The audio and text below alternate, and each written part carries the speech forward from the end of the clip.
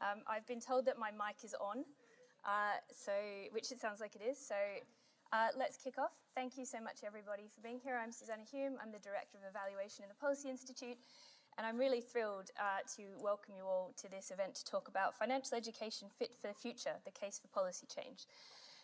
So first of all, a bit of housekeeping. Apparently they're filming a car chase in Surrey Street tonight, which is the one just off to the right of here. So if you hear squeaking tyres or gunshots or anything like that, it's probably fine. It's probably filming. And I suppose after this event, if you want to go and stick your nose in, then that opportunity exists.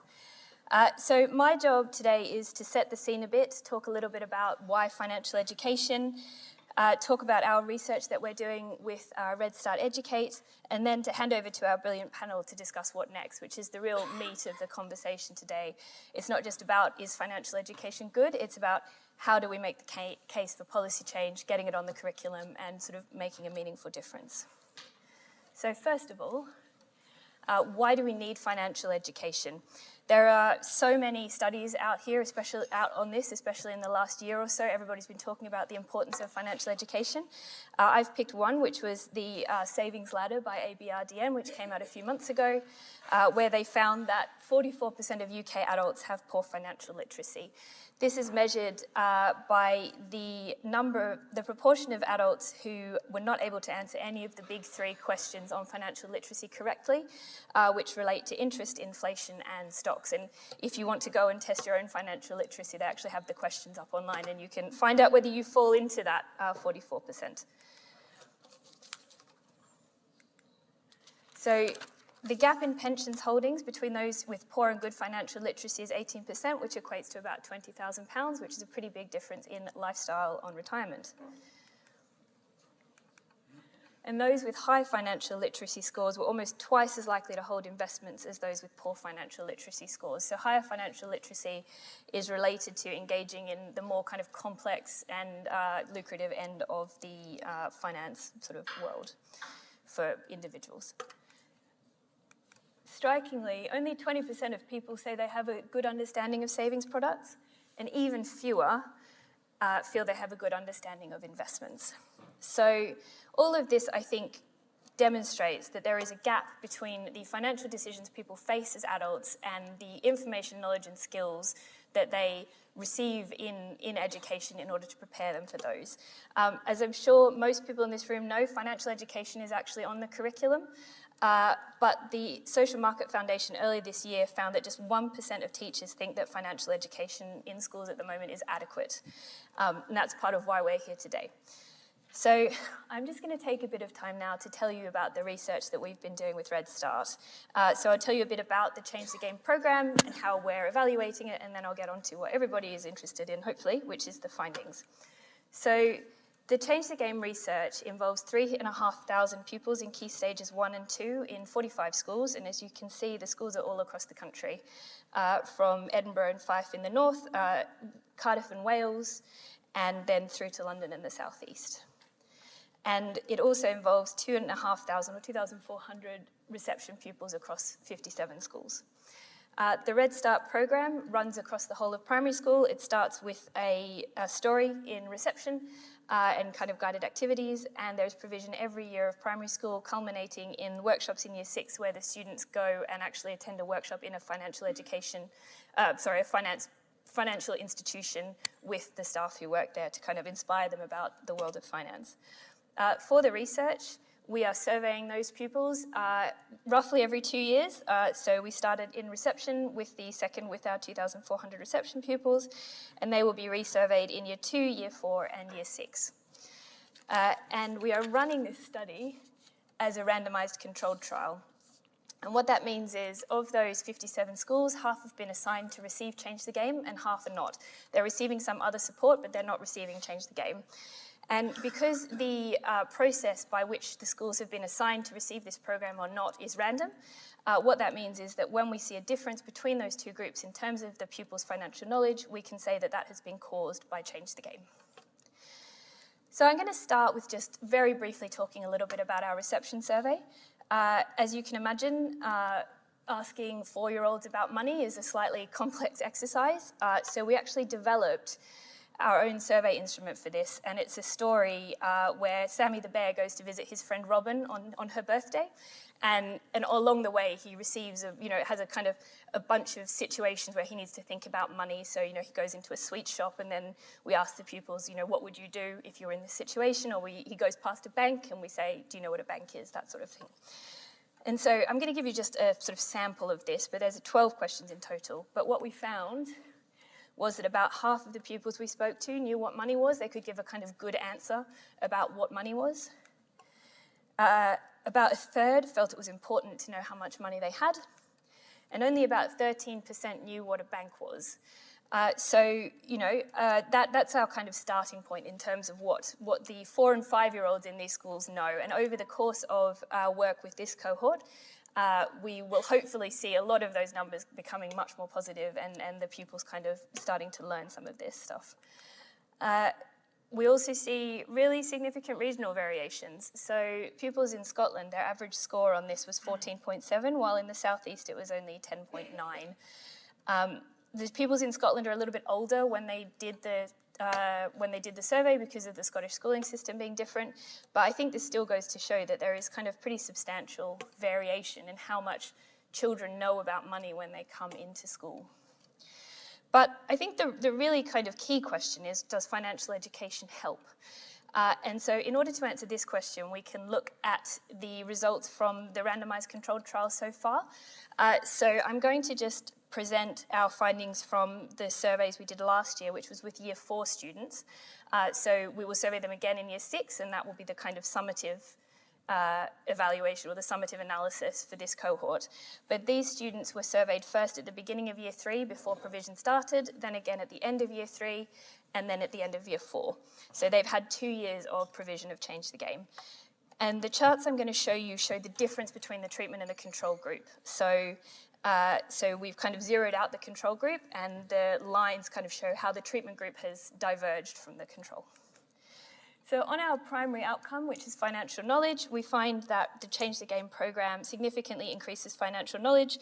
This year, that effect is about 30% of a standard deviation, so we expect 68% of cases to be within one standard deviation.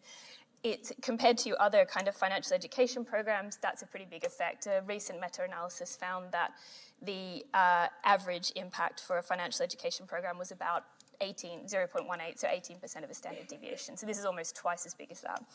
We also very encouragingly find that result is sustained from the first to second year of the evaluation. So we would expect that in the absence of continued intervention, some of that knowledge would start to be lost. The treatment group would start to kind of revert back towards the control group's knowledge. But with another year of Change the Game, we have averted that. On financial ability, which measures the extent to which children are able to accurately answer questions about financial products and that kind of thing, we see a really positive impact this year. So last year we didn't see an impact with the treatment with Change the Game, but this year there has been a big step up, and that is because pupils are starting to be able to answer questions like, what is a credit card, what is a bank, what is interest, those kinds of questions correctly as a result of Change the Game.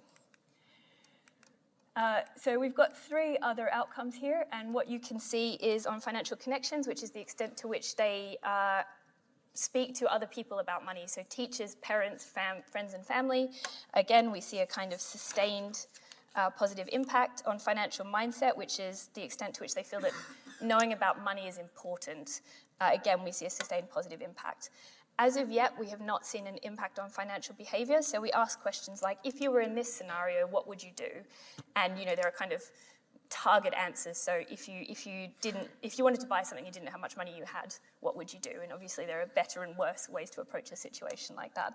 So we're not seeing results on that yet. And I think that that is a really important reason for, or need for, longitudinal analysis. So financial behavior in many ways is a culmination of attitudes and knowledge and belief, and so what we would hope to see is by the time they're in Year 6, they're starting to be able to approach those situations differently.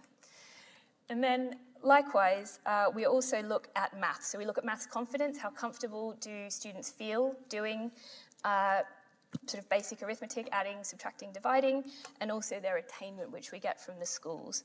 And as with financial behaviour, at the moment we don't see a significant impact on this. And I think that raises a really interesting question about the role of financial education and financial knowledge versus numeracy and how they work together to create financial capability. But again, I think it highlights the importance of longitudinal research that sort of allows us to see whether this comes over time. So whether or not the kind of accumulation of financial education and financial support leads to improved numeracy by the end of primary school rather.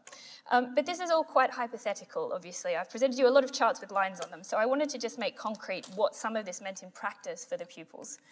So what we found was in the control group at the end of year 4, 14% of pupils in the control knew what a credit card was, 37% of pupils in the treatment knew. I kind of mentioned this question earlier, but in terms of knowing whether they wanted to buy so in the control group, 55% of pupils knew that if they wanted to buy something but they didn't know how much money they had, they should probably not buy it. In the treatment group, 62% did. And in the control group, 53% felt it was very important to learn to be good at saving and spending money, and in the treatment group, 70% did. So that's what this means in practice in terms of the differences that financial education brings about in pupils' knowledge and attitudes about money. I think it's important to say also, there we go. So it's important to say also that teachers see the benefit. So remember I said earlier that the Social Market Foundation found that only 1% of teachers thought that financial education was currently adequate. So what we find is that the teachers who are involved in RedSTART, 35% strongly agree and 55% agree that their students have a better understanding of how to manage their money. 18% strongly agree and 52% agree that their students have more positive expectations for their futures, and 17% agree, strongly agree, and 39% agree that their students seem to be having more conversations about money at home. I've also chosen these because I think they illustrate the kind of broader picture around financial education, that it's not only educating people about their finances is not only about educating them about their finances, it's also about opening their eyes to the kind of options and decisions that they will have in future about their careers and about what kind of person they want to be when they grow up and all of those kinds of things. So to close, I'm going to leave with some words from the teachers we spoke to as the research about the importance of financial education, because I think they said it quite well. So one teacher said, "It gives my children a good starting idea of money and opens their eyes to money in the wider world." Another teacher said it's a big part of their adulthood, so they should be prepared ahead of time rather than making mistakes in the future.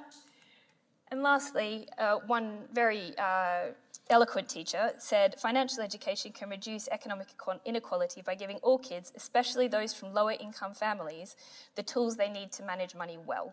Overall, it empowers future generations to make sound financial choices and contributes to economic stability." And I think that is a really nice point to stop and leads into our conversation, which is going to be about how can we bring this into policy? How can we kind of realize this as part of the education system and part of the kind of wider world? So I'm going to now invite up our panel. So Baroness Sally Morgan, who is the former chair of Ofsted and former director of government relations in number 10 Downing Street, who has kindly agreed to chair our discussion today. Jonathan Slater, who's the former permanent secretary of the Department for Education. Ruston Smith, who's the chair of the Pensions Management Institute and co-chair of the Lifetime Savings Initiative. And Bernice Warwick, who's a head teacher at Beulah Junior School in Thornton Heath. So if my panel could please come and join me on the stage.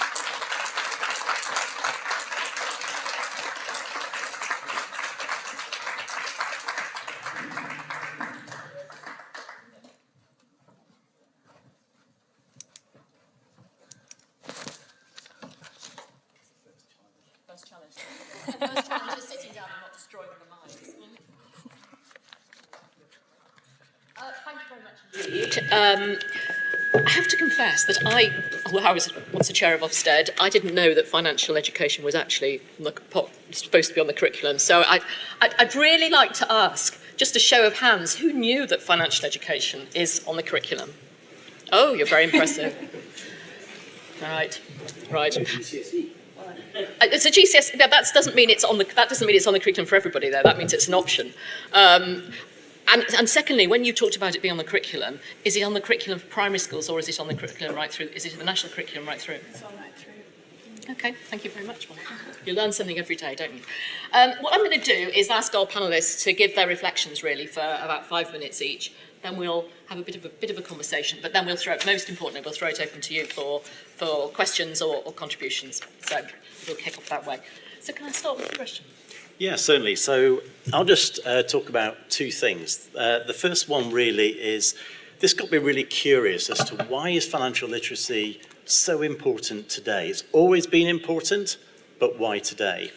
The second thing is, as you saw on the board, I was fortunate to be part of the Lifetime Savings Initiative, which basically looked right across the UK to understand the key pinch points financially of everyday people. And I can sort of share some of the learnings that came out of that. Now, as I look across the audience, you all look pretty young, so you may not be able to relate to this, but I do remember because I'm quite old. But the first thing is that when I got my first payslip, it was a brown envelope and it actually had some real money in. You know, those note things? And what would happen if I think of my parents and my grandparents? They would get their pay packets and they would sit around the kitchen table and they would put it all together and start working it out. And you probably, I don't know if you've heard your stories of your grandparents, but they used to have a pot and they used to put money in the pot to save it for a rainy day. So the key point is that in those days, there was a conversation. It was a kind of a joint responsibility. And if you had a concern, you shared the concern and people were there to support you, typically your family. The second thing is those funny old things called bills and checks. So again, once upon a time, I had this checkbook and I had to put my signature on. Somebody wanted that. But the point is, I consciously had to think about, what am I buying? What am I paying? And then what does that mean to my account? Because my bank manager would be on to me if I was writing too many of these things compared to the amount that I got in my account. So again, really consciously thinking about what I'm doing. Taking out a loan. Once upon a time, you had to fill in these reams of bits of paper and fill in all this information so you consciously thought about it. And of course, on the high street, you had banks, building societies, lots of people who would welcome you in, give you a cup of tea, and talk to you about your money and how they can help you. So why is this really relevant? Well, today in the digital society, it's very different to that. And I was just reflecting that, if I think of my daughters, everything's on their phone. I don't know. We never have the conversations about, the pay, the bills, and all that sort of stuff. And it feels, whilst it's very personalised, it feels very insular and almost invisible. So it discourages those kinds of conversations. And what that means to me is that when we think of financial literacy, that there has to be personal accountability because you are kind of on your own, even if you're part of a wider family. And then also the behaviours of buying. It's now tap and pay. I still like to get a few notes out of my pocket, but there's the tap and the pay. And when I listen to people at Pret and Costa, they never ask for a receipt. And the second thing is, when I now want to get my bank statement, I have to go into a website and I have to check it. It's not like I got the nice bank statement on my doormat and I can look at it properly. So it's a very, very different environment. And this is why I think financial literacy going forwards matters more than ever before, acknowledging it was always really important. And then just to think about the context for everyday people around this. So first of all, the mental state. 1 in 3 adults in the UK feel anxious when they get a bill. So when they see they've got to pay some money, they get into that kind of anxious state. And then the second thing is that 1 in 5, and we saw some stats up there, but actually 1 in 5 don't understand bank statements. So you can imagine you can get access to it, but you don't actually understand it. Now this stat, I think it was about 2016, 2017, but it hasn't really changed. I use it quite a lot. But 1 in 6 adults in the UK have the financial literacy equivalent to a 5 to a 7-year-old. What that means in practice is that when they go into a lift and they're not familiar with a building, they don't know which button to press. And the reason I say that, and because I think it's really important, is because there's so much information out there. There are so many websites. We always say to people, look, go and find out. But we have people who get anxious, their literacy level to read is not great, and then also you've got financial literacy as well. And this is why I think this initiative is so important. Start in the school, bring them up, and make it part of who they are and what they do. Make it part of the conversation. So that's the first thing. The second thing, just to talk about, is a Lifetime Savings Initiative. So what's that all about? A few of us got together, and we were really concerned, coming out of the cost of living crisis, to think about what are the real pinch points of everyday people, and is there something we can do to help them? And there were three kind of pinch points. One, a lack of a rainy day fund. Now, I chair a charity, so I know it's for the grocery aid, the grocery industry. So, you know, I hear people say, my car's broken down, or I can't afford to put petrol in my car, so I can't get to work. The consequence of that in real life is that they don't go to work, they may take holiday, the chances are they won't get paid, and then they'll stay in a room that's cold, and if it's in winter, possibly dark, and probably have little to eat. And you can see how very quickly there's direct correlation between financial wellness, having money and knowing what you're doing, to mental and wellness. So that's really important. So lack of a rainy day fund. Buying a first home. We know more people are renting, and I'll talk about that in a minute. More people are renting. I know, okay, I'll speed up. So I won't talk about the root causes. So let me just talk about the short-term savings. Some stats here. 46% of adults have less than £1,000 of savings. Why is that important? Simply because there's a 56 greater chance of them falling into problem debt. So that's a real issue. Home ownership. Over the last 10 years, home ownership has fallen from 71% to 64%.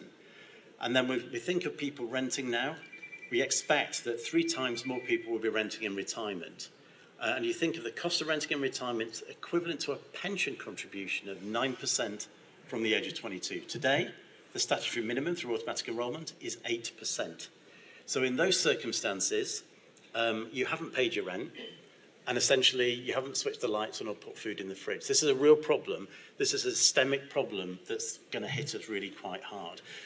It's also a problem for government, because by 2035, because of the increase of people renting in retirement, it means that the extra cost to them is around about 15.4 billion. So I won't talk more about retirement. We know we're not saving enough, but I can talk about the solutions we are proposing to government to support people based on what we have today. I'll come back to you in a minute on that. Thank you very much.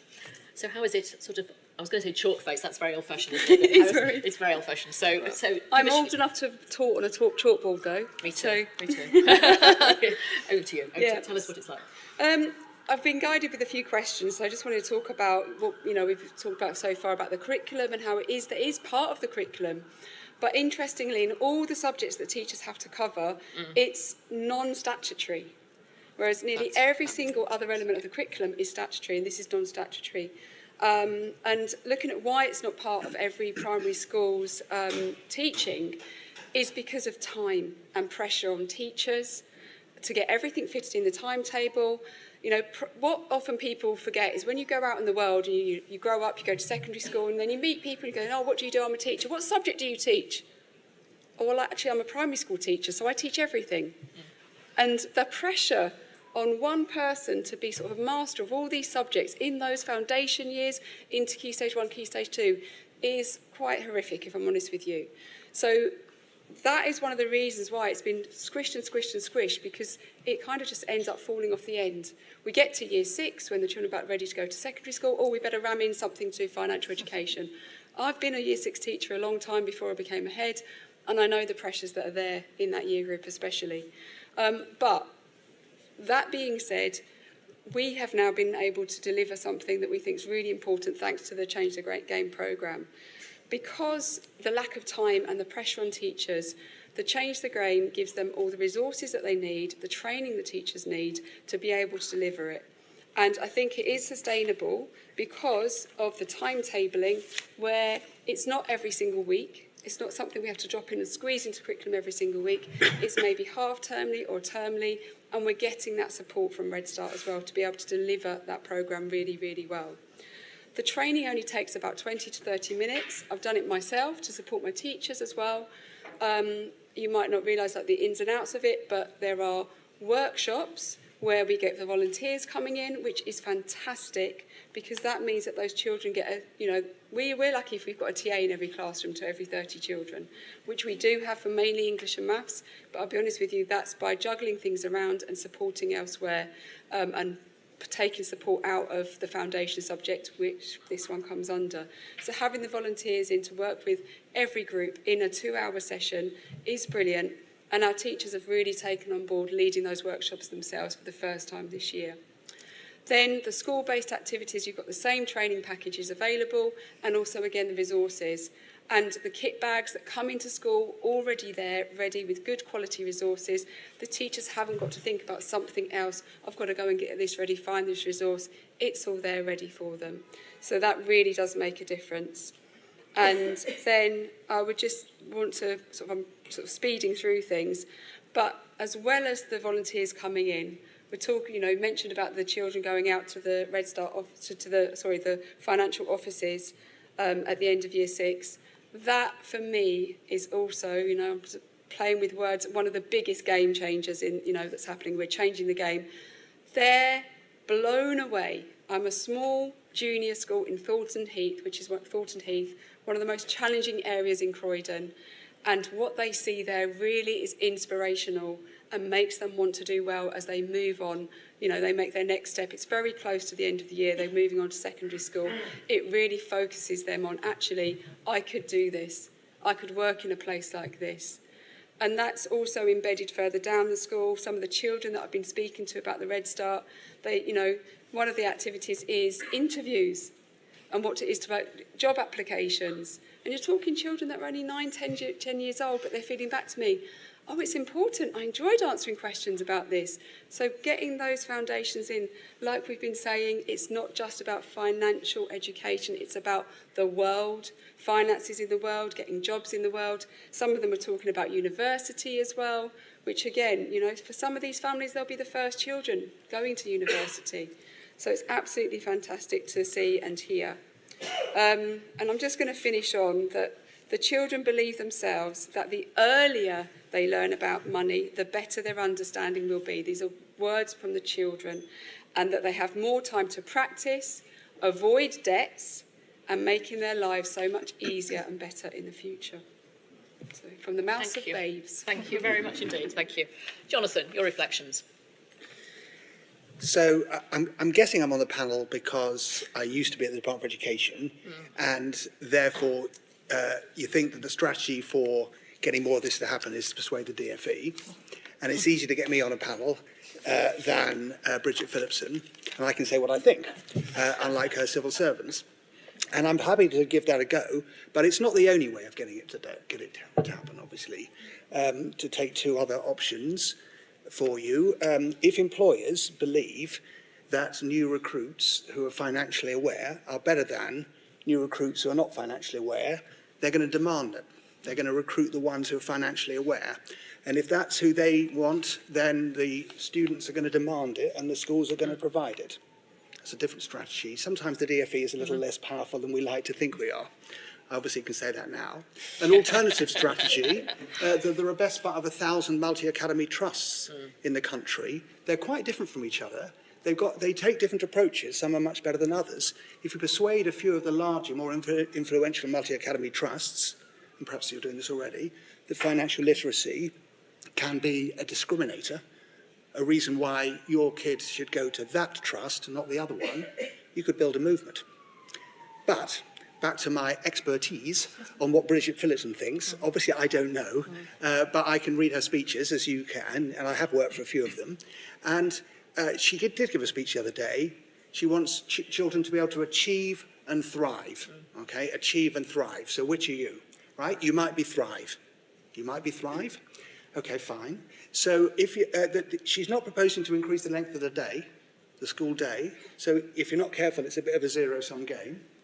So is your thrive more important than the existing thrive? What is the existing thrive? Well, relationships with sex education in secondary schools, to take an example.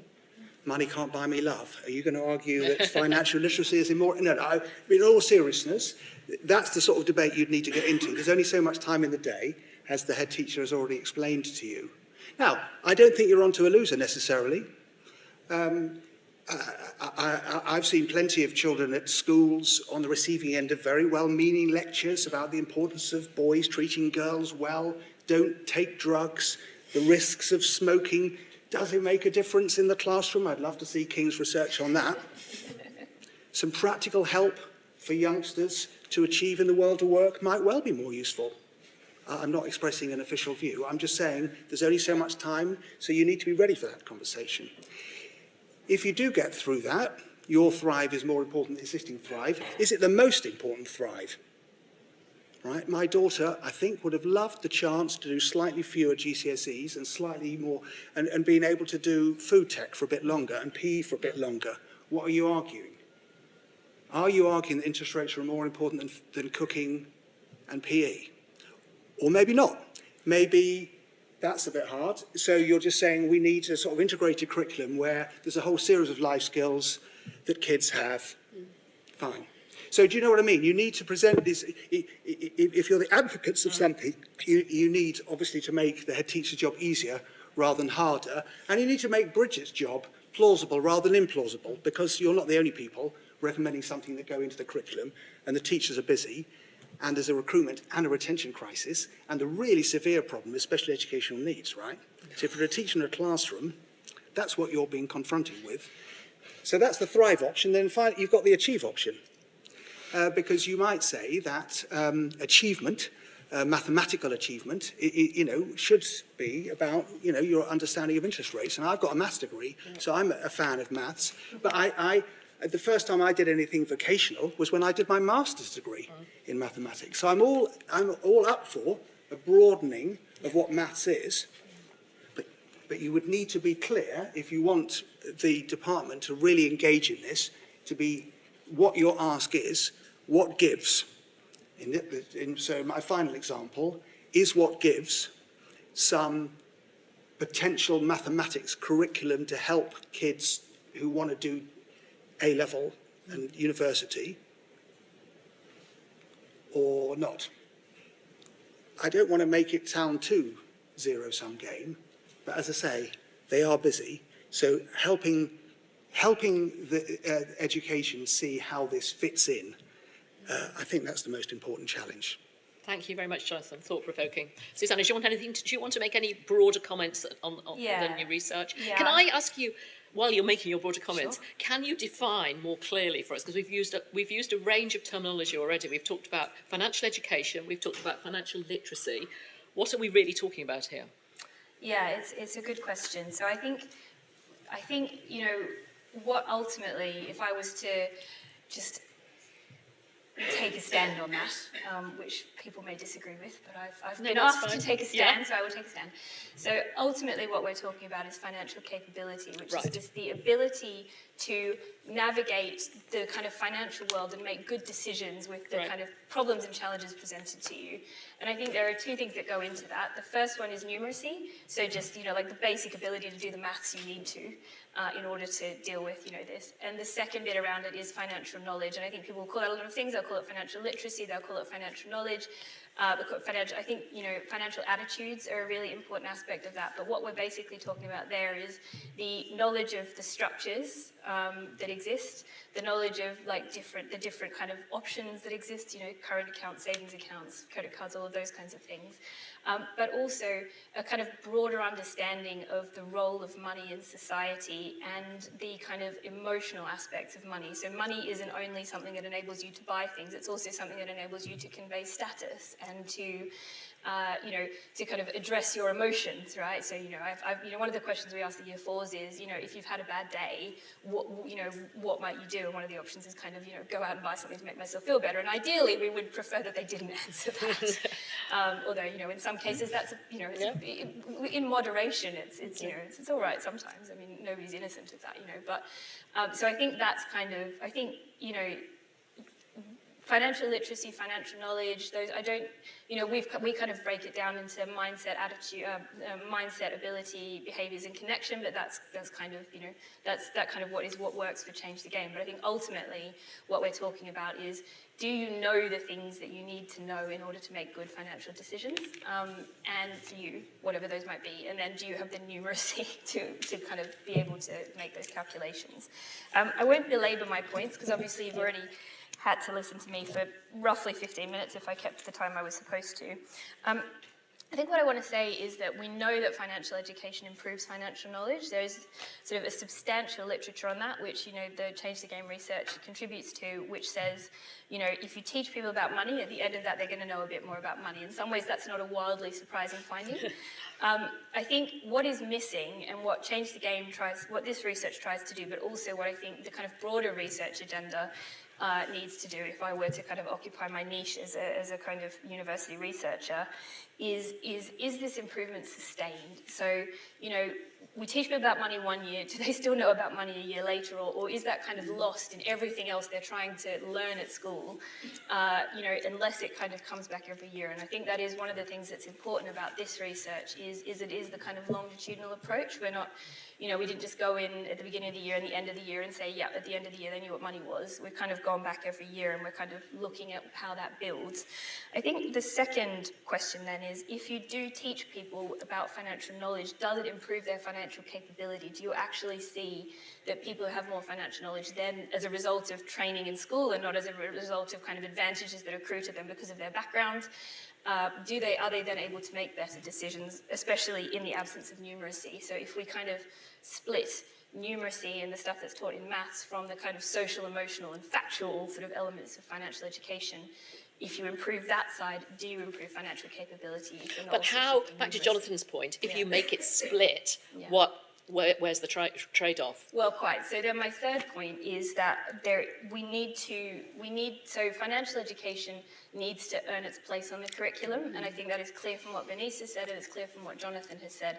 And I think that's the real gap right now, is that you kind of, this is part of why we've sort of put this panel together the way we did, is because you kind of, it's very easy to go into a room, and financial education is so important, we know it's so important, we know people need to know this, but the reality of the situation is, there are only so many hours in the day, and there's only so much knowledge that a child can kind of acquire. And I think Jonathan has put that really nicely in terms of, like, how do we kind of earn the place on the curriculum, and kind of, earn the place at the expense of other really important stuff, in a situation where, there are other places that children can learn things. They can learn things from their parents, they can learn things, via safe and guided online activity with reputable sources, there are other options. And I think, again, that kind of sets out a really important research agenda for financial education, which is going beyond the kind of motherhood statements that this is important, and going into this is how important it is, and this is what the impacts are, and this is how those impacts trade off against other impacts.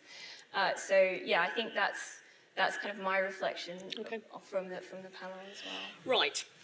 Rushton, why does it, in terms of business, why does it matter? Why does it matter if we have a financially illiterate population?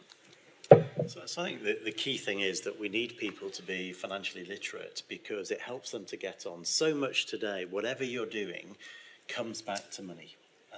Sadly, money drives economies, and so many other things. And it's important, and picking up on a couple of points, I think it's important not just to be able to have that education, but to be able to have the judgment. So you need to apply both, the financial literacy with the application of that literacy, and we need to help people, put them into certain positions with certain choices to try and help them to make the best choices. And I think, we can see from different economies and through crises we've been through, there are definite consequences to getting things wrong. And it's not just about the money, it comes back to mental health as well, and a whole host of other things. I think the thing I'm struggling with is the notion that it can be separate from numeracy, actually. Because in the sense you were talking about, I can't get my head around how you can have financial capability without having enhanced numeracy. And I was a bit disturbed by the research figures on that the numeracy, your maths capability hadn't really shifted. Now, maybe that's because it's early days, but I suppose I'm interested in terms of your experience in the in classrooms. How can we make sure that, or should we make sure that, is it just got to be a fun extra, or has we got to connect it more strongly with numeracy? Because what use is some facts? What use is a list of facts about, in the end, knowledge about finances, if you haven't got the maths to be able to do it? I agree with you, but I think one of the challenges would be that every school approaches, it sounds weird, but every school approaches numeracy in slightly different ways. Yeah. So a lot of schools use White Rose curriculum. A lot of schools have gone down a mastery approach. I mean, my school, we're currently going down a mastery approach, but we're in year 1, and that's a 3-year, a bit like we've talked about things take a long time to embed. That's a 3-year cycle. I've only got 2 teachers currently doing the training and doing it in their classrooms, disseminating out a tiny bit, but we've learned so much of what they're doing in their classrooms and how to tweak it with them. It's good we've not gone out into the whole school yet because it's too soon. So you can't run before you can walk. So it's about how you can tailor it that matches in with what all the different packages out there that all the different schools are using. Because there's no consistent package that's going on. But I think that it's really important not to miss that they don't have to have maybe the numeracy skills to understand the concepts of, do we save up for something? Do we go in debt for it? Do we get a credit card for this? And then some understanding, even if it's not a numerical understanding, well, you know, very down to the basics. If I borrow £10, tomorrow I'm going to owe 11, the next day I'm going to owe 12. That can be done in a very simplified form, even if they don't have that secure numeracy basis. It's really about, I think, the whole package. Okay, thank you. Yes. So I think, so first of all, just to emphasise that we do hope that we will see the kind of change in Of course. numeracy. But I think the other thing to bear in mind is that actually so those charts that I showed kind of zero out the control group, but actually the confidence of the pupils generally was quite high. That was sort of the average confidence was quite, and it's worth noting here that the schools involved in Change the Game are in lower income areas and actually really overrepresent sort of pupils eligible for free school meals compared to the average. So we are talking about sort of schools in sort of, you know, who have higher levels of perhaps parents who are experiencing financial challenges. But actually the confidence in numeracy was reasonably high, and the pass rate, also the proportion of pupils achieving the expected standard was about 75%. So I don't think that what we're talking about here is financial education divorced from numeracy. It's, you know, it's maybe financial education helps to mobilize that numeracy more or better. Yeah, so I think obviously we hope that Change the Game will kind of shift numeracy by making a case to pupils for why they can invest in their numeracy more, and also because there are elements of the program that do actually go directly to numeracy. But yeah, it does, focusing on financial education doesn't mean numeracy doesn't matter, it just means sort of strengthening. And I guess in a sense what unless I'm missing something, what you're not advocating is the only way to do financial literacy work is using this. This is an example of what can be done with primary school children. Absolutely. Jonathan. We've been measuring now for 20 years, the OECD has, as you will know, the levels of literacy, numeracy, scientific ability and so on, in England, Scotland, Wales and across the OECD. And, depending on, the politics of the moment, you can use the data in different sorts of ways. But essentially, the levels of reading are about the same as they were in the mid-2000s. Science has gone down a bit and maths has gone up quite a lot. So be careful before you change significantly maths mastery, because on the face of it, 15-year-olds are much more numerate than they were 15 years ago, and that is bucking an international trend, and it's bucking Scotland, it's bucking Wales, right? And maths A-level has gone through the roof. So now that isn't to say you shouldn't do what you're proposing, but think really carefully, and this is of course what you're doing. But I assumed quite wrongly that what you were going to be saying was that numeracy is the core foundation, but that instead of learning all these simultaneous equations and pie charts in the GCSE, learn about bank accounts. That's what I assumed you were going to say. Shows how wrong I was and how little I know about the subject. But there are lots of different approaches you could take. The one I've just described, it doesn't put at risk at all England's significant improvement in numeracy over the last 20 years, for example. I mean, maybe the wrong one, But how these things link with each other, I'm just giving you one example of why this is really important. So in a sense, thinking about what you've just said now, are we really saying that if you were looking at the bucket this goes in, it's a broader life skills rather than numeracy? I mean, it's about confidence in life and managing things going forward. Absolutely. That it's more about that. Yeah, definitely. Yeah. I mean, and you know, I'll be honest with you, I'm in a very, very deprived area, and I've got families that are in, you know, housing crisis and things like this, that social services, my safeguarding role is huge. And, you know, these things, I want the children that we're teaching to avoid that, know what steps they need to take, you know, before getting into the same sort of situations that their parents have. Yeah. You know, they're living it right now. Thinking about your ex-DFE hat, Jonathan, there's yet another curriculum review going to be is starting, or has it started? I'm not sure. Anyway, happening. Yeah. So obviously, one possibility, option, opportunity is in some way to feed into that, whilst being very mindful, I think, about not saying we want to overload schools even more. So what's your take on how relevant the curriculum review is in this conversation? How colleagues could sort of feed into it? What approach would be effective? Well, it's highly relevant if your end game is trying to make financial literacy a statutory part of the curriculum, but only if. I've already suggested some alternative strategies. But if you want it, if that is your end game, then it's vital.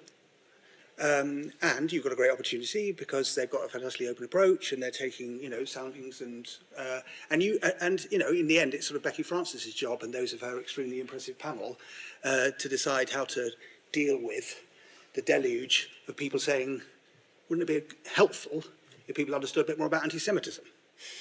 Wouldn't it be helpful if people understood a bit more about climate change?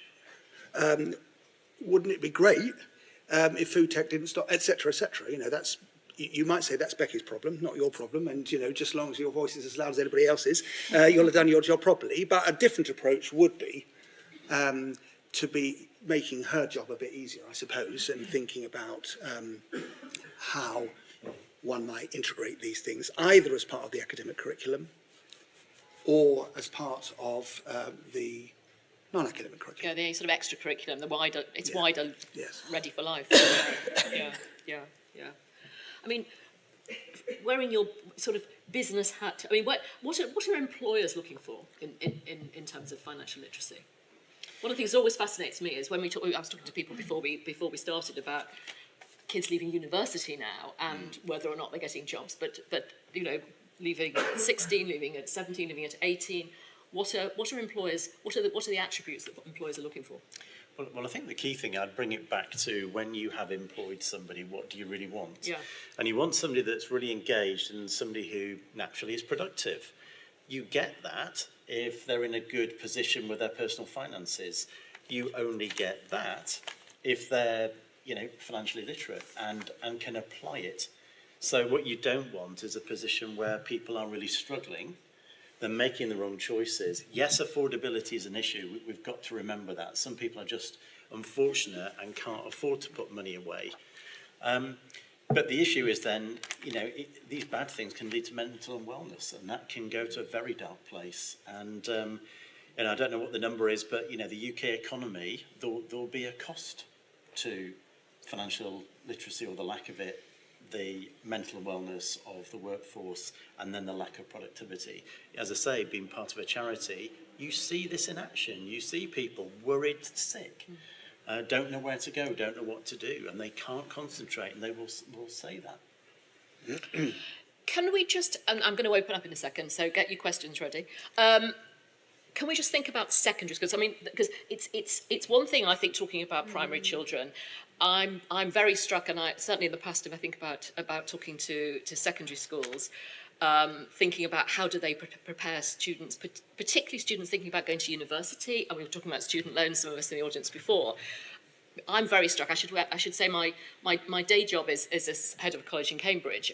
we are having to do financial literacy work with our new students who are at Cambridge, but nevertheless don't understand how their student loans work. So it does seem to me there is actually a serious preparation for next stage of life in secondary school that we do have to think about how that's integrated into secondary school life, whether that's within the formal curriculum or beyond.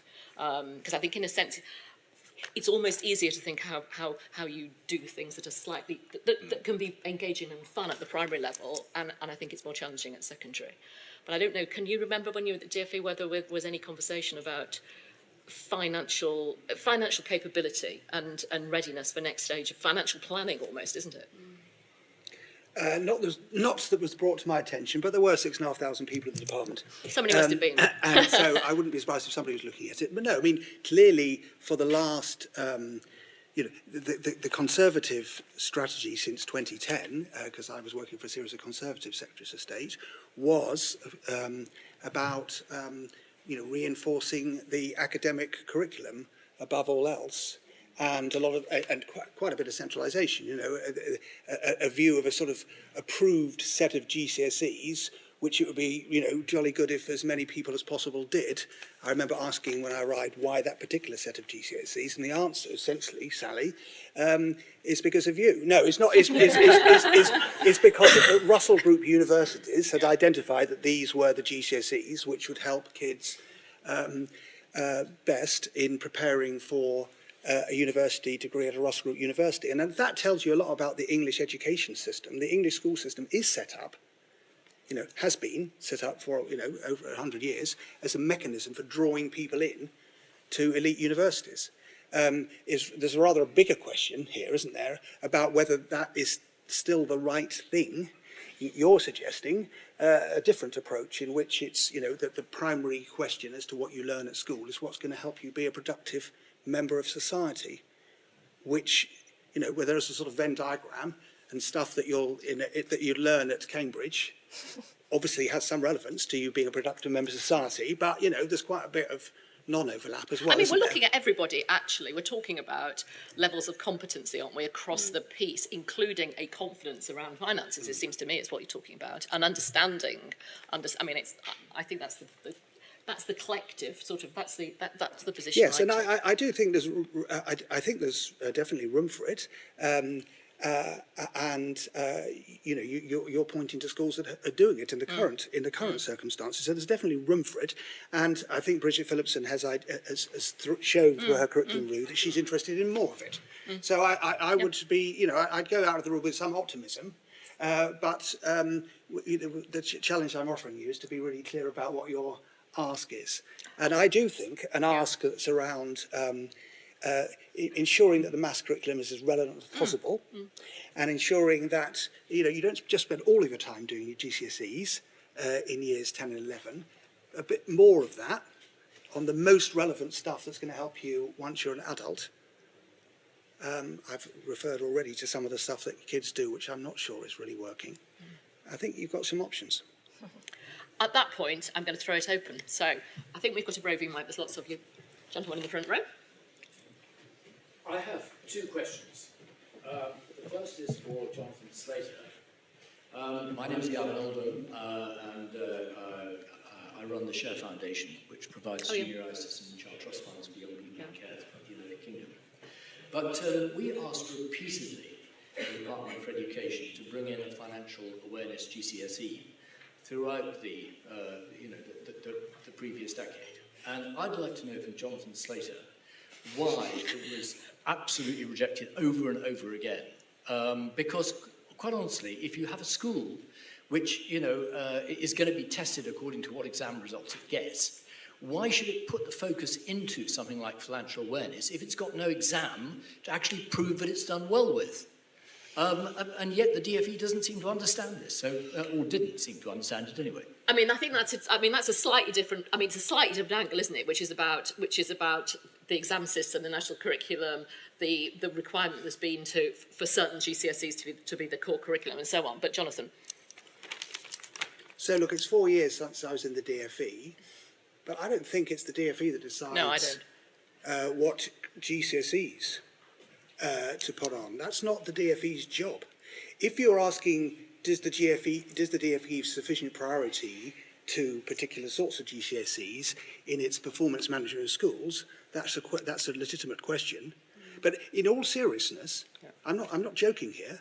If employers identify a need for a particular GCSE which is not offered, and they say we're going to employ people with that GCSE, AQA, to take that as an example, will you design a GCSE for us? AQA don't ask the DfE, they work out if there's money in it. By which I mean, will people want to do it?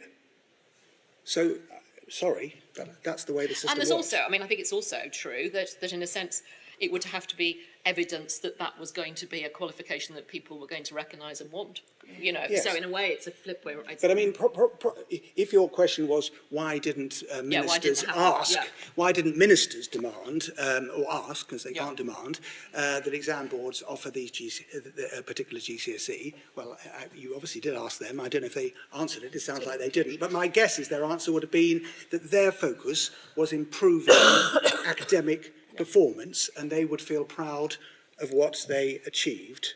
I'm not expressing a view about it, not least because one of their ministers is in the room.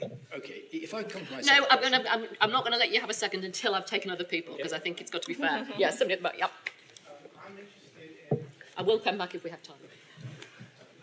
I'm just interested in exploring more the boundaries of what we mean by education in this discussion, and I think Sally Morgan's point about Cambridge students perhaps needing a bit of education makes me to think, as a university teacher, there's a real lack of any access to financial information or advice in the university sector for undergraduates and also people in further education. I think given that this is the point at which many of them are making some of the most important decisions, starting with whether to take on student debt, talking about finding their own housing and finding jobs and perhaps thinking about house purchase, it seems to me that's an area we have kind of neglected too much of this discussion. We need to think seriously about how we can include the broad idea of financial education, financial advice within this group, where of course, in some ways, there would be more interest because very many people are making crucial decisions which will have long-term influence on their financial future. I mean, my take on that, I shouldn't answer from the chair, but I will. My take on that is that actually the way through on that is if you think about the letter that came out from Jackie Smith about this is what we're looking for from the HE sector, and it was a range of different issues. That's where there's a space to have a conversation about what's the role of HE as part of that. And secondly, I would say that the Office of Students would have a role in the same way as it's a regulator. You know, regulators have a role in saying part of what you should be doing is preparing people for life, and that includes financial capability. So I think there are. My personal view is there are ways that that could be moved forward. Actually, who's next? Yes. Yep. I don't need a mic. I can probably. Yep. Project. Yeah. It's. I think it's for the recording. Okay. Hi, my name is Amlan Roy, and I've been teaching finance for now nearly 4 decades. Yeah. Very passionate about education, but I want to make 3 comments because I've heard you and I've seen 23 governments where I've spoken on education. Firstly, I do think that financial math is different than math. Secondly, you need to define financial literacy. With due apology to you, because I challenge Wharton as well as Stanford. How much financial math do I need to have? I've worked in an investment bank, asset manager, investment consultant, and seen crises because a lot of people don't know how to price a derivative, yet they're going and marketing derivatives. A lot of people don't know how to price a swap. So there's a lot of where do we want to be? And there, I just want to end by giving you some examples where we can learn from. According to President Clinton, Finland is the best in education, and I debated with him. I think the best is Singapore and Korea because I go by the numbers that Jonathan talked about. And I agree with most of what you have said. But in Finland and in Denmark, they teach financial education differently. The most financially literate country in the world is Denmark. They teach Danish mortgages at age 11 to 14, but they start teaching numbers only at age 6 or 7 in those countries. So which model do we need to follow? Where in financial literacy do we need to be? And lastly, the best amount of math I've learned from age 3 to age 7 was playing Monopoly So reading, writing, arithmetic are absolutely crucial, because I've been hiring students from Cambridge Economics and Cambridge Math who do not know finance, and then they take 6 months when we have to teach them finance. So it's important, I agree with all of you, that a lot of it is very essential, because as Rustin said, 80 plus is the fastest growing age group in the world, and the poverty rate or related to literacy and human capital, financial literacy contributes to human capital, is very correlated. So I do think we need a little bit of where we are going, why we are going. Thank you I'm very much. very impressed by all of it. Thank you. Yes. On the front row here, and then the gentleman behind. And then I'll come over here. Just here on the front row. And then I'll come to you. Thank you. I've got a question for Bernice and Rustin, actually. Sally, you mentioned that you didn't think you could separate numeracy from financial capability. I'm a lawyer, so I think you can't separate financial capability from a basic understanding of contract law. And Rustin, you've been talking about financial capability in a very positive sense, savings, investments, pensions, etc., all these good things. But in terms of, I was also born in Croydon, but I'm all right now. Financial capability also helps you with the terrible negatives in life that get you into trouble: payday loans, gambling, very onerous leasehold agreements, and the very banal that everyone gets into trouble with, phone and gym contracts. Yes. Now, if we could just, I know, Jonathan, you don't like the and add this, but a very basic understanding of when are you in a contractual relationship, and what are you allowed to negotiate or draw a red line through is so empowering. That's what do you think? It's very powerful. Primary school age, I think. Just explain a bit further what your question is about, what you think they should be doing in primary school for that. Do you think in the lives you see a little understanding of, am I already in a relationship? Do I owe anybody anything? Right. Yeah, you can dumb it down from that, but am I in a contractual relationship? Absolutely. And, you know, it's, for me, it's like what they do at school, how they behave at school. If you do this, this will happen. So you can get it for the basics of that, even from, you know, their behaviour. You know, if you're unkind to each other, then you're going to, you know, be spoken to or put things in place. Your parents will come in. So you can link it definitely in ways like that. So I totally agree with you that you can dumb it right down to that kind of level for them, and that would give them that kind of, from reception, from nursery, you know, absolutely, it's all relatable. And I completely agree. And this is what I was trying to get across about the sort of practical application. It's good to understand stuff, but actually get the experience. And, you know, when I look at the charity, one of the things that we're seeing as one of the increasing areas of concern is gambling, because of the way perhaps it's marketed, but people don't understand that the odds are very much against them. They're going to lose. And then I always go and bring it back to mental state, because that has such an impact on everything. It's their confidence in taking further financial decisions, as well as everything else, including their ability to work as well. So it's so important. I completely agree. There's a whole range of things we need to help people understand the consequences of. So. Thank you. My name is Philip Inman. I write for The Guardian newspaper. My question was to all of you, but it was picking up on what Jonathan said about there could be a market for financial education. Do people believe a market-based solution is possible? I've written about it for 30 years. It seems like we have quite a sizable industry in providing financial education through charities, various NGOs, and we've got nowhere with it. All your figures are that no financial education improvement is discernible. Other thing I wanted to ask was, do you think a centre would be helpful? Most of your subjects are covered by a museum, science museum, other kinds of things you can take kids to. They can teach it, they can feel it, they can touch it, they can see it. Would a money museum help in being the centre for something that would help the nation get a grip on its money? Who wants to come in on that? Anybody? Jonathan?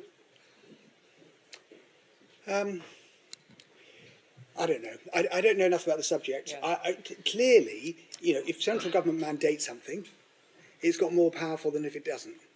You know, so that's why these conversations tend to turn to statutory. They just do. You make more impact that way.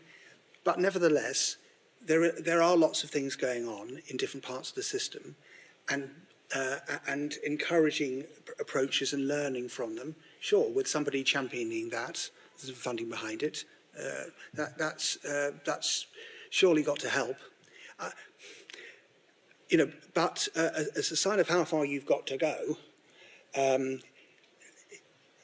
you know, I was at the department for 4.5 years. You know, I knew nothing about any of this. I've got a maths degree. I've got children at school. And so this is not a criticism. It's a sign of the competition. I mean, maybe it's a mea culpa for all I know. But you know, pinning down the ask so that people like me, well, unfortunately not me, you know, but people who are doing the job better than me now I've gone, are really clear. I know I'm repeating myself now. And being you know, I suppose if you're trying to persuade civil servants, they're a sceptical bunch. They're used to people arguing you need this, and they're interested in the connections between this and something else, as you can tell from my conversation. I mean, what I'm thinking about, as I learn more about it in the last hour than in the previous 30 years, is what's the correlation between a need for understanding about gambling and the risk of payday loans and income? To what extent are we talking about a curriculum for poor people? You know, is that what this is about? I take the point, Sally, that you say, and I'm sure you're right, that you've got undergraduates who don't understand how the student loan system... Well, I mean, after all, it's nearly 50% of 18-year-olds, you know. Yeah. I mean, the student loan issue is very, very large, and people do not understand. They just don't understand the interest issue. So I can they see just that, don't understand but I wonder if, you know, what is the balance for government between tackling poverty and tackling, you know, essentially the consequences of poverty, which is you take out a payday loan? I mean, lots of interesting questions. It's a very wide range, actually, isn't it? Yeah. Yes. Yes, black jumper. Yeah. Yeah. Yes, just so we hear it properly. To come back on the centre idea. Well, what I'm going to do is come to people right at the end for final comments. And what I really want to know is, just to warn all of you, is what would be your suggested next step? I mean, I have to say my view is that, listening to this, is that it's one of those things where you need almost like a start-up social enterprise to pull the whole thing together. I am sceptical about this being suddenly part of the curriculum, but that's just from bitter experience, probably. But yeah. So my question isn't, does parental support help with financial literacy education? Because obviously it does. Yes. But what particular kind of parental support helps most? That's a really good question. I think to our head teacher. Yeah.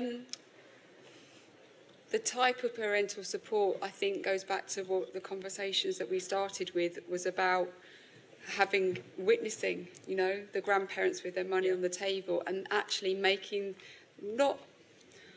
be mindful of children and not overwhelming them if the families are struggling and things like that, because that's not their issue. They're children at the end of the day. But when they're getting to a certain age, just that understanding of, okay, you've got £2 to spend in the shop today. Go and look for something that's £2. That's what you said. You earn your pocket money, but, you know, exposing them bit by bit as appropriate for their age and for their own mental health as well, because I do see way too much where children are taking on too much and to worry too much about what's happening in their families.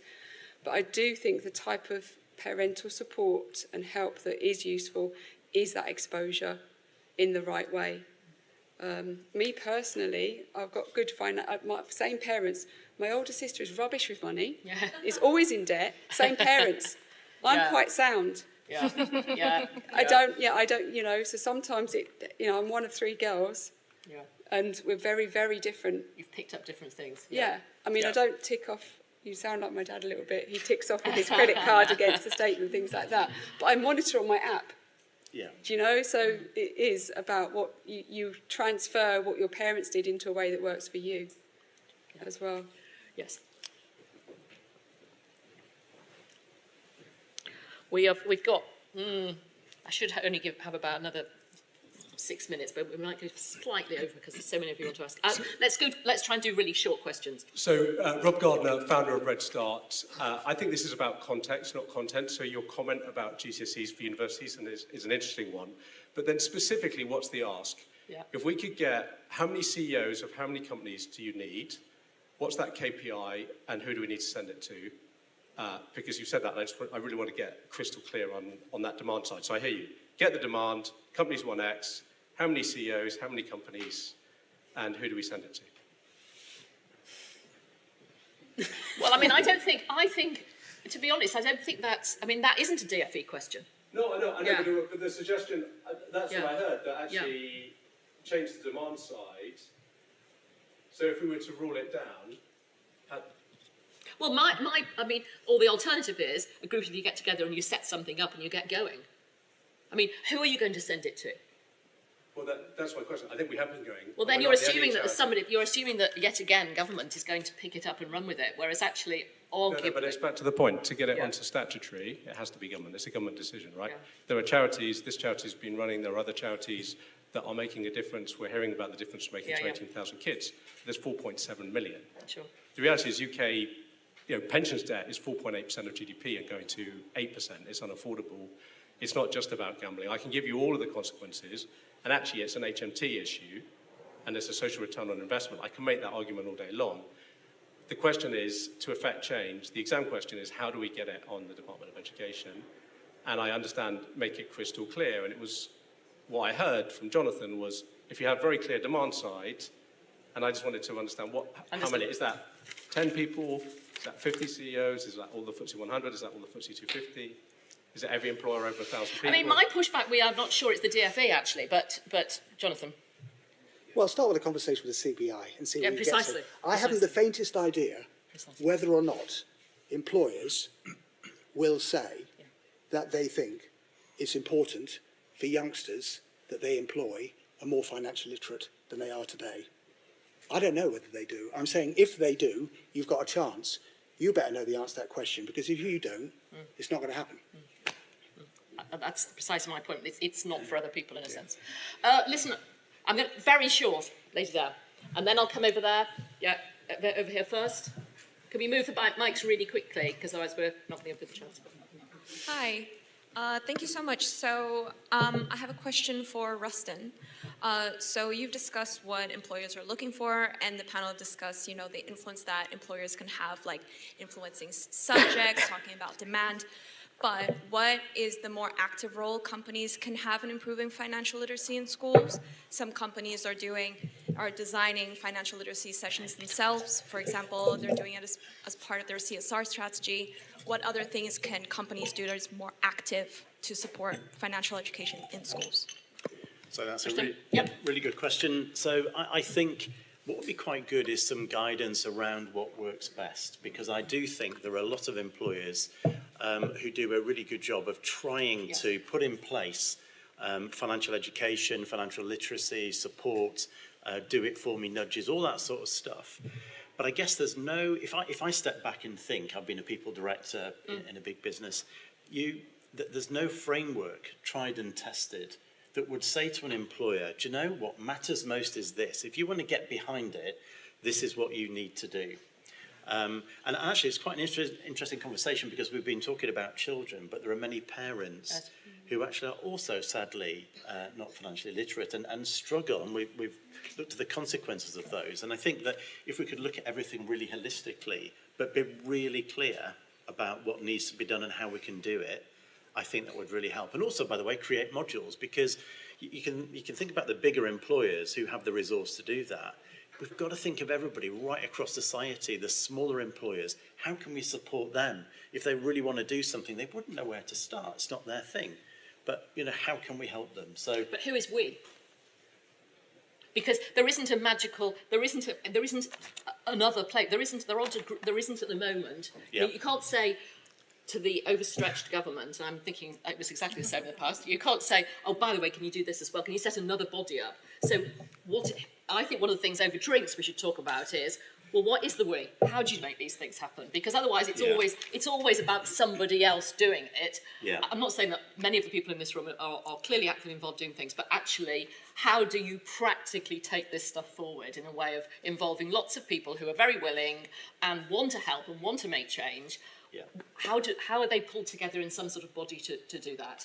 Seems to me really important. So if it's not government, I mean, it's Yeah. like Rob and RedSTART, somebody starts and they do it and they work and they take people with them. I think that, you know, we could look at that for the UK. Because I get it, I hear it. When I talk to ministers, it's, why do you always come for a change of regulation? Exactly. Why can't you get together and do the right thing? And, you know, I've tried to do that in certain things, but yeah, No, I think this would be a good thing to do. It's a big question. Yeah. I'm going to take two. Yes, gentleman there. Thank you.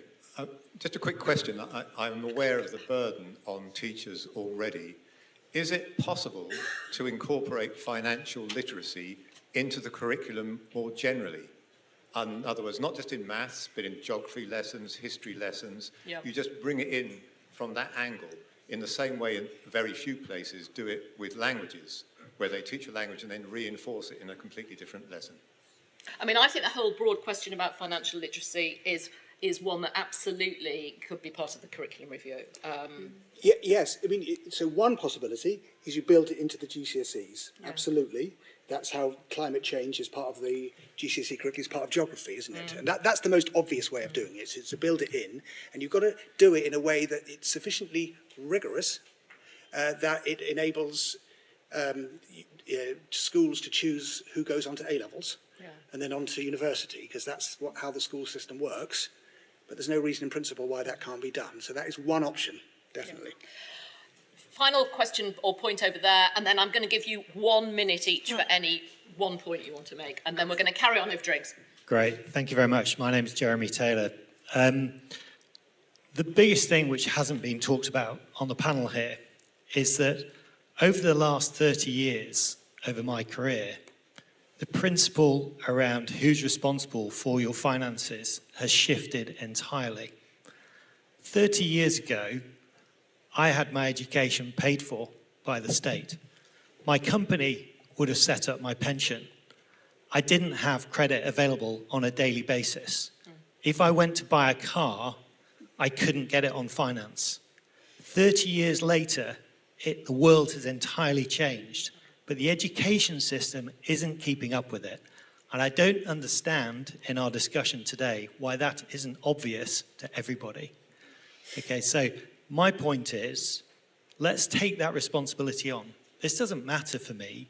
I'm perfectly financially capable of running my own accounts. What I want, though, is a workforce that's going to come through who understands their own personal responsibility. They're not going to get a defined benefit pension. They're going to have to decide whether they are going to pay for their education to go to university. And, you know, they're going to have to work out that even in today's defined contribution pension of 8%, it isn't going to be enough for them to retire on. That's the last thought I'd leave you with. Thank you. Thank you very much. I mean, look, I think that's a very, very, very good final point, actually, in terms of how much has changed and a sort of joint responsibility to deal with that. Thank you very much. I'm going to give you literally 1 minute each for any final point you want to make, but then we're going to carry on. Susanna. Yeah, so I think my final point, I'm going to revert to type again and say that to me a lot of this comes down to research. So we know that Becky Francis, who's running the curriculum review, was CEO of the Education Endowment Foundation. Before that, she was a professor of education at UCL.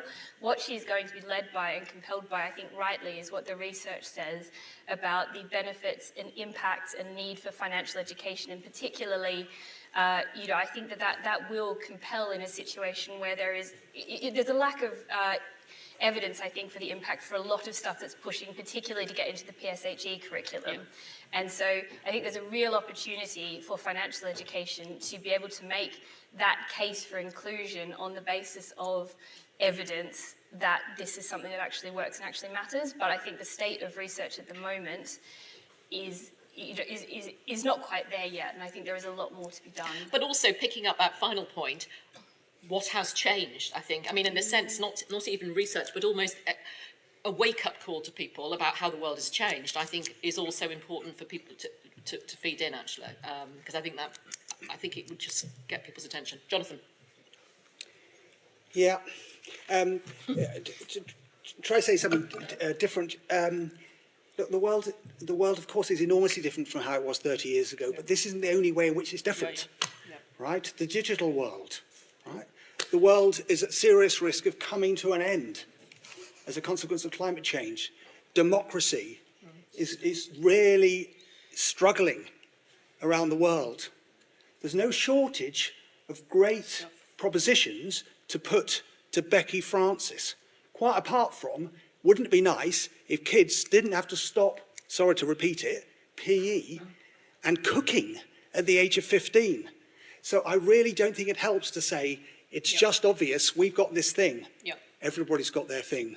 What do you want her to do? Thank you. Yeah, so I agree. I think there's greater personal accountability. We haven't kept pace with supporting people. You've got to bear in mind that people might want to do the right thing, but they don't know where to go and they don't know what to do. So that's the reality check on that. I think, you know, the work that RedStart's doing is superb. We need to get behind that. And if, you know, government can't help us right now, we need to find a way to use our own initiative to sort of scale it up. And then finally, I'm just thinking, you know, you've inspired me. I've just been thinking about what can we do going forwards. And one of the things I think we need to do is to step back, get together, think about how is the world changing. If you think of AI, to start thinking, well, I'll tell you what, we'll put something in place today for today. It doesn't work. So we need to start thinking about how is the world changing? What does that mean for personal finance? And then what can we put in place as kind of financial literacy and support for people from every part of society to help them going forwards. Thank you very much. Just sort of moving from the primary age, because I think RedStart is actually scaling things up and it's already moving on. You know, they're asking teachers to do more but putting the support in for them. So it is definitely scaling it up and looking at the way that it can, you know, go into more and more schools and making that case to the DfE as well. But something that, you know, I'm hearing a lot of is we get it up to year 6 in primary schools, they then go to secondary school. We've got talk of GCSEs at year 10 and 11. What about year 7, year 8, year 9? You know, that there's a massive gap there. And, you know, you talked about the potential loss of learning if they didn't have it for 1 year, and we're trying to make sure that doesn't happen. We see that loss of learning just over the summer holidays. Sure. So, you know, my year 6s are my babies, if you like. And I'm like, well, they're going off and we're handing them over. And I'm like, what a shame. What is there in secondary school for them? It shouldn't need to be a GCSE at year 10. It should be something that's part of the curriculum that can keep it ticking over and growing and putting in what they are ready for so that it's not just that massive gap. Because I'm sorry, but I do think stopping at year 6, it's just going to fall by the wayside. Look, we could have gone on for ages, and actually one of the things, I think we've sort of asked, I think we've raised more questions than we've answered possibly, but probably that means that it's been useful and thought-provoking. It'd be really great to carry on over a drink. So thank you very much indeed, everybody, and thank you, panel.